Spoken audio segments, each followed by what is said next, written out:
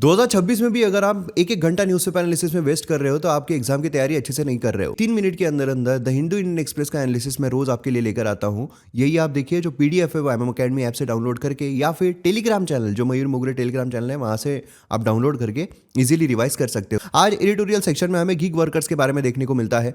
Gig workers कौन होते हैं? जो टेम्पररी बेसिस पर होते हैं, परमानेंट नहीं होते हैं, जैसे कि ओला, उबेर, जोमेटो, स्विगी, ये सब देखने को मिलते हैं। 12-12 घंटे काम करके भी 10-15 हज़ार रुपये मिल रहे तो मतलब नहीं है। 40,000 रुपये मिनिमम उनको मिलने चाहिए।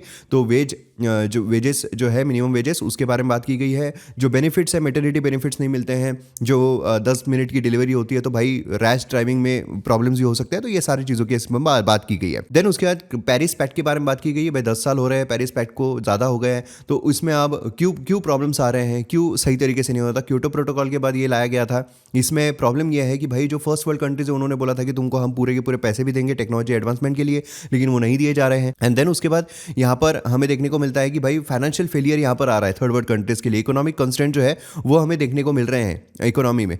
देन उसके बाद हमें देखने को मिलता है कि भाई ईयू कार्बन टैक्स जो है वो यहाँ पर आ रहा है। तो यूरोपियन यूनियन जो है वो यहाँ पर क्या कर रही है, यहाँ पर वो लगा रही है कार्बन टैक्स। उसमें ये वाइप आउट कर सकता है 16-20% एक्चुअल प्राइस जो यहाँ पर रिसीव कर सकते हैं। एक्सपोर्टर को काफी नुकसान होगा, क्योंकि एक्सपोर्ट करेंगे तो उस पर ज्यादा टैक्स लगेगा, तो पैसे कहाँ से आएंगे।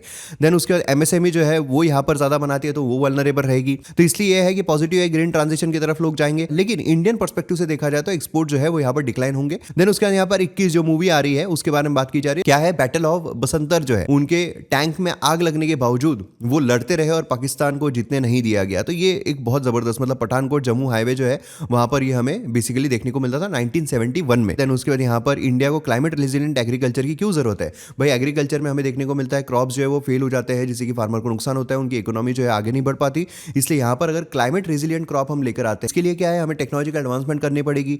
जो म्यूटेशन है वो हमको करना पड़ेगा।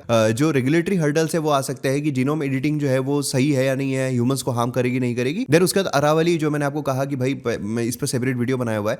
अरावली जो है 100 मीटर की हाइट जो है वही अरावली मानी जाएगी, बाकी नहीं माने जाएंगे। तो ऐसा कहा जा रहा है 90% अरावली जो है वो मानी ही नहीं जाएगी, उसमें माइनिंग हो पाएगी। माइनिंग हो पाएगी तो फिर वो टूटेगी तो फिर क्या होगा, जो थार डेजर्ट है उसकी पूरी रेत जो है वो हरियाणा दिल्ली में आएगी, जिसकी वजह से डेजर्टिफिकेशन देखने को मिलेगा। देन उसके बाद ट्रांसजेंडर मेन जो है क्या क्या फेस करते हैं, ट्रांसजेंडर होते कौन है, इस पर भी मैंने एक रील बनाई हुई है, आप जरूर देखिए वो। तो यहाँ पर है कि भाई उनको मतलब लाना चाहिए, मेन स्ट्रीम इसमें लाना चाहिए, जो अवेयरनेस है फैलानी चाहिए। ये सारी चीजें होगी तो अपने आप बेहतर होगा। सिगरेट जो है वो 15-40% और ज्यादा क्रॉस ये करेगी, जीएसटी जो है वो लागू कर दिया गया है, बढ़ा दिया गया है।